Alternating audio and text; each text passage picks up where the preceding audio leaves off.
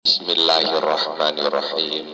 Ikhwan wa akhwat, sahabat-sahabat, saudara-saudaraku seiman sekalian, dalam situasi bagaimanapun, dalam kondisi apapun, jangan pernah meninggalkan sholat fardu 5 waktu, walau hanya 1 kali, karena berat sekali ancaman Allah, berat sekali azab yang disediakan oleh Allah Subhanahu wa Ta'ala bagi siapa saja yang meninggalkan sholat fardu 5 waktu walau hanya 1 kali.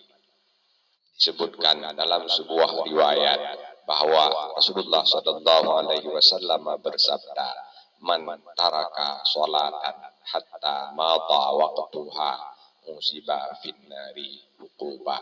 Siapa saja yang meninggalkan sholat fardu 5 waktu 1 kali saja sehingga waktunya berlalu, maka ia akan diazab oleh Allah di dalam neraka. Hukuba, apa makna hukuba?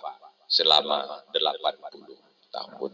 1 kali meninggalkan sholat, ancamannya, hukumannya adalah harus berada di dalam neraka selama 80 tahun.